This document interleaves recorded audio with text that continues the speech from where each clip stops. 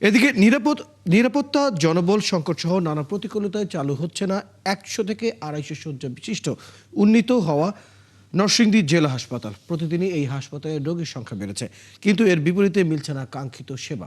বিস্তারিত মোবারক হোসেনের তথ্য ও ছবিতে। 100 শয্যার এই জেলা হাসপাতালে প্রতিনিয়তই ভর্তি হয়ে চিকিৎসা নিচ্ছে অন্তত 2 শতাধিক রোগী। সারা দেশের মধ্যে জেলা পর্যায়ে শ্রেষ্ঠ হাসপাতাল হওয়ায় প্রতিদিনই নরসিংদী সহ আশেপাশের জেলা থেকেও রোগীরা এখানে চিকিৎসা নিতে আসেন। শয্যা সংকটের পাশাপাশি অপর্যাপ্ত লোকবলের কারণে চিকিৎসকরা কাজ করতে পারছে না। রোগীদের অভিযোগ, চিকিৎসা না পাওয়ায় ঢাকা যাচ্ছে বেশিরভাগ রোগী।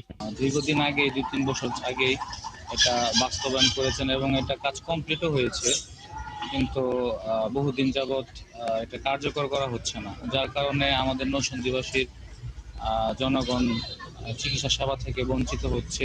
প্রতিদিন 1 থেকে 150 রোগী এটা মাঝে ভর্তি, বিছানা ছাড়া 15 শুয়ে থাকে। এই বিল্ডিংটা চালু করলে আমাদের রোগীর জন্য অনেক উপকৃত হতো। ওইটা চালু হলে আমাদের অনেক উপকার হবে। বেডে যে ফ্লোরের যে রোগীগুলান থাকে সেটা আমাদের অনেক উপকার হবে, আমাদের ঢাকা যেতে হবে না, আর্থিক সাশ্রয় হবে। আর হাসপাতাল কর্তৃপক্ষ জানিয়েছে 100 শয্যা চালানোর মতো লোকবল বর্তমানে বরাদ্দ নেই। 250 শয্যায় উন্নত সেবার প্রতিশ্রুতি থাকলেও চিকিৎসক, লোকবল, নিরাপত্তা কর্মী সহ আনুষঙ্গিক সংকট সমস্যার সমাধান না হলে কাজে আসবে না সেটিও। একটা হাসপাতাল শুধু হাসপাতালে রেডি হলেই হয় না, ওই বেডের এগেনস্টে আরো অনেকগুলো যন্ত্রপাতি থাকে। তো সেই লজিস্টিক যে সাপোর্টটা, সেই সাপোর্টটা এখনো হাসপাতাল কর্তৃপক্ষ পায়নি, সেই জন্য ওনারা আমাদের থেকে হস্তান্তর নিচ্ছে না। আমাদের যে জনবল, যে নতুন ভবনের জন্য যে জনবল, সেটি পোস্ট সিজনের কাজ আমাদের স্বাস্থ্য অধিদপ্তর এবং স্বাস্থ্য মন্ত্রণালয়ের মাধ্যমে প্রক্রিয়াধীন আছে, এবং আমরা সেই জনবল প্রাপ্তি এবং আমাদের নিরাপত্তার জন্য আনসার সদস্য চেয়েছি।